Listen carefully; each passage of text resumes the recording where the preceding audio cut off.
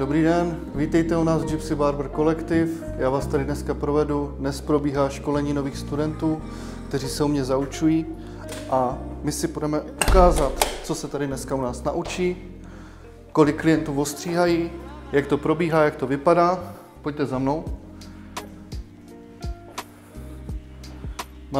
Dneska máme 3 studenty, máme docela napilno, máme to plný. Tak, tady máme našeho šikovného studenta Adama, který nám dělá právě drop, skin fade. Super student Francesco, ten nám tady dělá klasiku, middle fade. Pak tu korunu, čím to budeš připojovat? Tohle to. A budeš dávat efilaci nebo gradaci?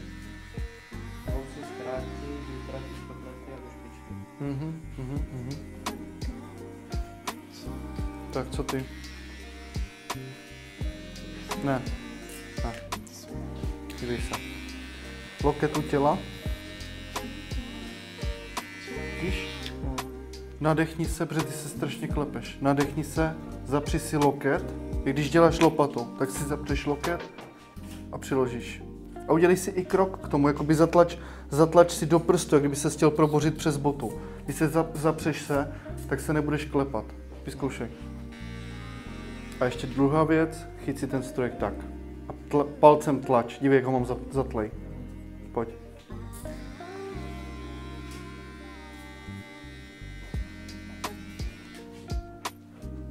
Neboj se toho. To zkazíš, tak já mu to spravím. On vždycky chtěl jít do hola. Ale fade máš dobrý. Ukaž hlavu dolů, toto, pro efilovat. Tady máme takovou mapu. Podíváš, tady to máme tu barvu vyhlazenější než tady. Jo, potřebujeme to mít stejně. Takže tady taky ještě třeba 4,5 oholit. Celý půjdeš do hola dneska, jenom obočí ti zůstane. Máš to dobrý, jediný co, tak vlastně ta spodní lajna. Jo, je nevyčištěná trošičku. Jinak takhle fade máš hezky postavený, i barevně ti to sedí. Jdeme se na zadek. Hlavu dolů poprosím, pane. Toto, jo. Dám takový místečko, aby byl trošičku řeťopich. A vidíš tady tu lajnu? Tak to trošku. A to je všechno jako na efilaci, víš co, to by se ztratilo hnedka po efilaci. Takže to je v klidu. A ještě koukneme teďka do strany, poprosím po světla. No, tady to je pěkný.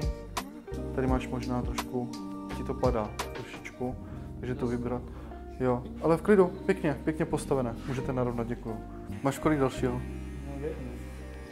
A? Tak to se omrskní, kámo. Okay. Yeah, okay. When you will be here, just knock on the door, please. Thank you, see you, bye. Za 2 minuty je tady, Adamku. Co budeš dělat? Okay, I will come out. Just a second, please. Tak jdeme přivítat dalšího zákazníka. Uvidíme, jestli se nestratil. Sir, you are coming for a haircut? Yes. Nice to meet you. My name is Vladimir. Nice to meet you. Come here. Yeah. If you have any Wi-Fi password? Of course, I will share. Sure. It should work by now. Yeah. Do you need water or something? Yeah, water is okay. Okay. This is Lucia. She will be your barber for today. Which haircut we will gonna do? Just a regular haircut. Regular haircut. Okay. No Jo. fancy, A nestresuj se. V klidu. Trošku jsem tě hodil do vody, ale ty už jsi vystudovaná, takže. Vezmeš takhle jakoby ten krk a potom dáme větší dílku, jo?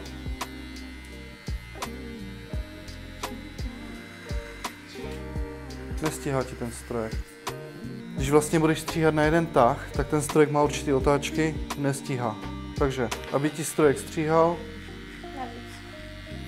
tak to hezky škrabeme, uvolněný, hýbu prstama, zápěstím, loket mám v pevné poloze, jo?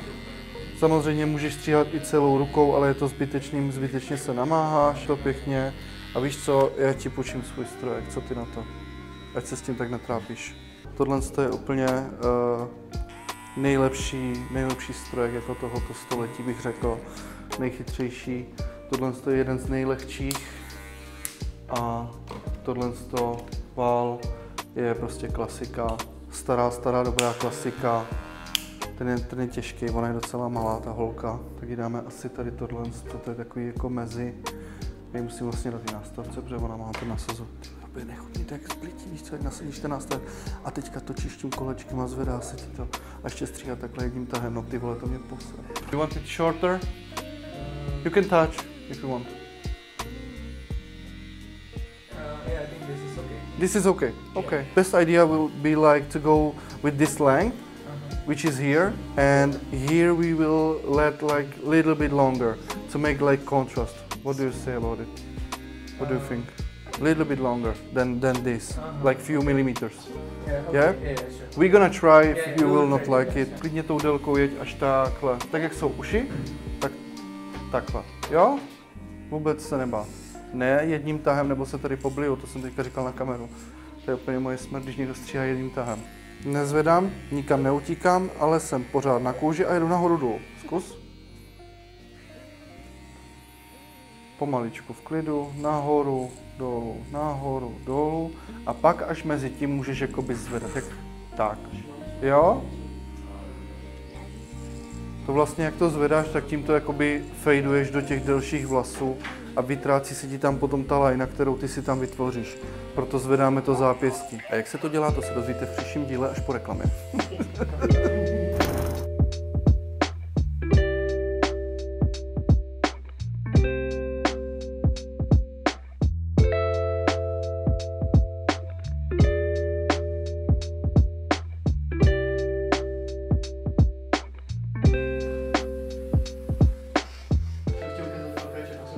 Ne, to jako, ne, to je jakože seriózní video, nemůžeš na tom být zlej. Týkám, co stříhal přes základku, takže je chytrý, ale Zvedni si klidně nos, takhle trošku. Tak.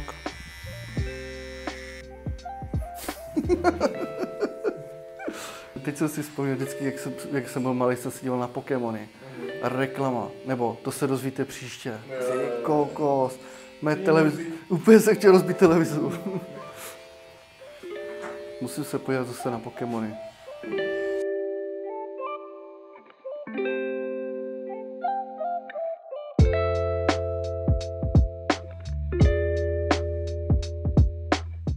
Tady máme ještě dlouhý vlásky, pohneš si ucho a jedeš.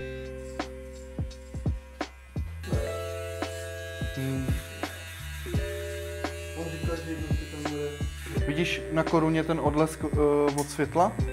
Kde je? Je tady, že? Tak potom. Já se půjdu podívat, já tady najdu strojek a nachystám ti strojek, který tady budeš používat. Pojďte se mnou, koukneme se, co tady máme ještě za strojky.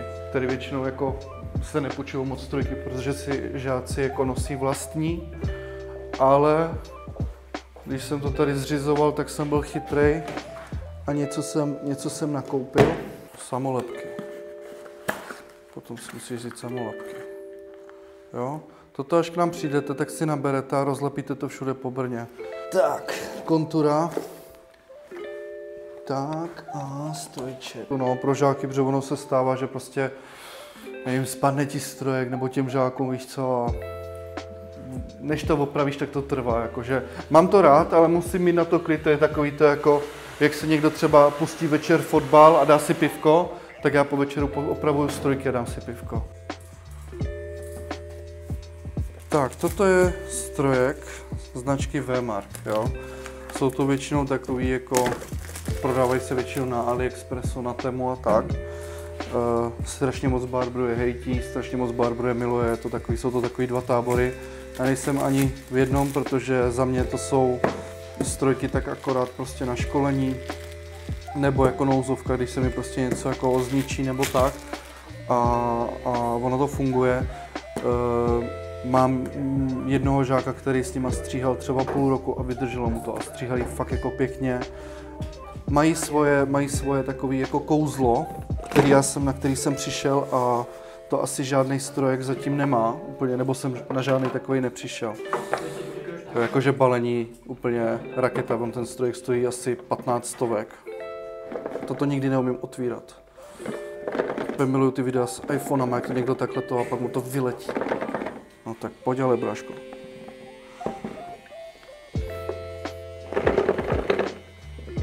More.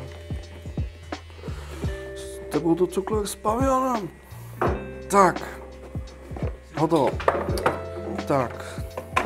Máme strojek. Takhle zabalený. Jo. A na tomhle strojku je vlastně úžasný to, že ho máme prosklený. To znamená, že my vidíme, když se dostanou k motoru vlasy, nebo na řídící desku, nebo bychom si mohli klidně všimnout, že kabely se posunuly a tak dále.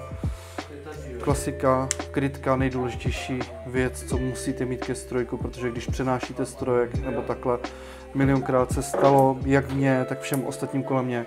Přenášeli strojek bez krytky, v nějakým vaku, kde měli ostatní věci, no a vytáhli strojek a zoubky ulámaný. Jo, a s tím už se potom nesmí stříhat. Tak, my se podíváme, jak je sladěný. Sladěný znamená, že vlastně tato čepel a tato čepel, jak moc blízko jsou u sebe. Čím blíž jsou k sobě, tím kratší je střih, tím ale to bude víc jakoby řezat, tím je to ostřejší, nebezpečnější. Kouzlo tohohle strojku, jak už jsem říkal, tím, že je prosklený, tak se dá hezky rozebrat úplně na dílky, je to jak Lego, vyčistí se komplet všechno všude a můžeme zase používat. Kdežto třeba ten stroj, který jsem teďka dával Lucince, ten tmavý JRL, tak ten, kdybyste chtěli rozebrat, tak to je jak hvězda smrti. To je šílenost, to jsem rozebíral jednou a už v životě bych to nedělal. Zabralo mi to třeba 2 hodiny a to já můžu říct, že jako nechválím se, ale já jsem na strojky fakt dobrý. A tohle to byla šílenost, to už bych v životě nechtěl dělat. Jako. Jo, první mazání, lepší víc než míň. To jo, funguje. On je hustý v tom, že si vlastně ukazuje, že tam blikalo mazání, už nebliká. Jo? Máme to nabito. Zkusíme. Jo, tady když vlastně podržím čepelek k sobě, tak už to ukazuje mazání, že to jako drhne, takže máme jistotu, že točidlo, co se týče mazání, tak je správně.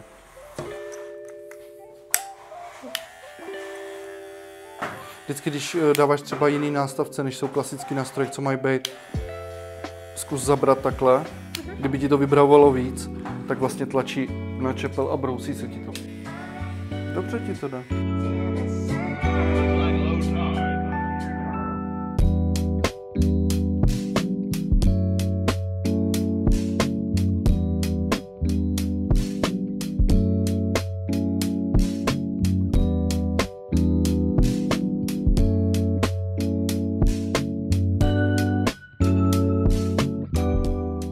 Tady už vlastně začišťujeme jenom 0 otevřená, zavřená, polo otevřená, tak se to střídá. Vlastně to je jeden z těch vlastně nejtěžších kroků na skin fadeu, kdy musíme úplně z té holí kůže, takhle dostaneme, poprosím, kdy potřebujeme z té holí kůže se dostat na ty milimetry těch vlasů, aby to tam prostě bylo úplně přirozeně, aby tam prostě nebylo vidět ten přechod. A to vlastně žákům většinou dává nejvíc zabrat, protože to je prostě ta nejtěžší technika.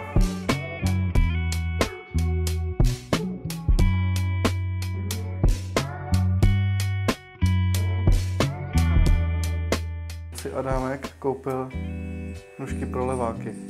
Ale víte, co je strašně zajímavé, že s leváckýma nůžkama vlastně pravák nemůže stříhat, protože ono to nebere, protože ty zuby jsou jakoby otočený. Adam se s něma naučil stříhat a dáme mu to stříhat. Takže shoutout pro Adama. Ne, to je fakt jako kámo, to je fakt jako respekt, že se s tím naučil stříhat, že ti to prostě stříhá.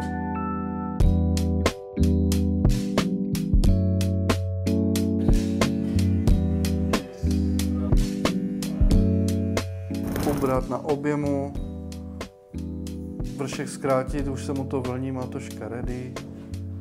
No, to vypadá jak piča. Tak jo. Máš babo nebo nemáš? Ne. Tak po tady tom střihu budeš mít. Já bych vzal 4 nástavec na to. Baskat.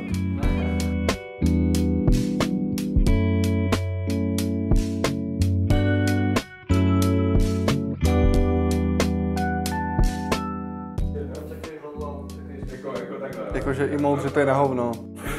To je píše, no. Je to v prdeli, kluci, vole. Budu ho, ale pičo, všichni Cíl, ale kluci, tak to je zážitek za 100 za jídelek světě.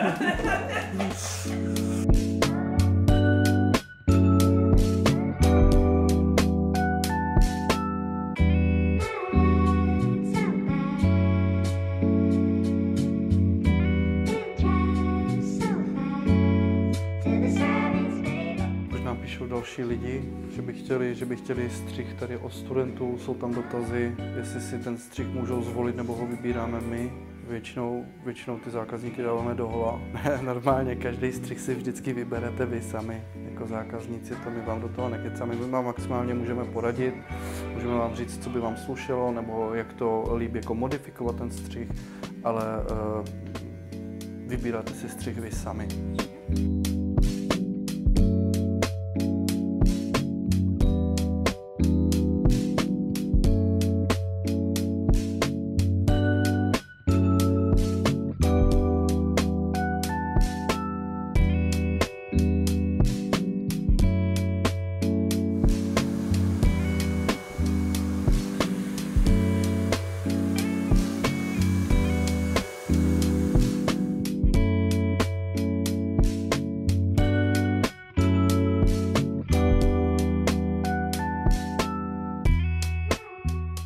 Když jsem stříhal ještě jako doma a tak jako různě, tak za mnou chodili kluci se učit stříhat.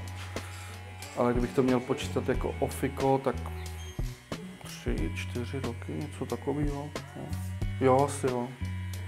Vím, že jako co jsem počítal žáky, tak nějakých 200 žáků mám za sebou, kteří buď to aktivně stříhají, nebo tak nějak jako pasivně doma po rodině, anebo to nedělají vůbec, že prostě šli, zkusili si to, naučili se to a zjistili, že je to třeba jako nebaví. Ale tento rok jsem fakt, můžu říct, strašně pyšnej, protože moji žáci, jak mám vlastně na Instagramu všechny, tak většina z nich si otvírají vlastní barbershopy a píšou mi hezký zprávy, že jsou vlastně vděční za to, že jsem mi to naučil, že jsem jim ukázal vlastně ten svět, jaký to má jako krásy, tohle řemeslo, tak jako každý jiný samozřejmě. A že jsou mi vděční, že vykročili jakoby tímto směrem se mnou a že je to jako životní změna pro ně, která pociťují, že je dobrá. No. Tak jsem hodně pyšnej a doufám, že jim to všem půjde od ruky, tak jak jim to šlo na školení. My vám moc krát děkujeme za to, že jste dneska s náma strávili takhle den. Viděli jste, co jsme dělali, něco jste se možná přiučili, něco jste se možná dozvěděli. Pokud vás tenhle content zajímá, tak nás určitě začněte odebírat na YouTube kanálu Gypsy Barber Collective. Dávejte lajky, subscribe, komentujte, cokoliv, najdete nás i na Instagramu. A kdo by měl zájem o střih jak ode mě nebo od žáků, jste víc než vítáni. Ještě jednou díky, mějte se krásně, přátelé. Úplně degeská fotka. Na takový žák.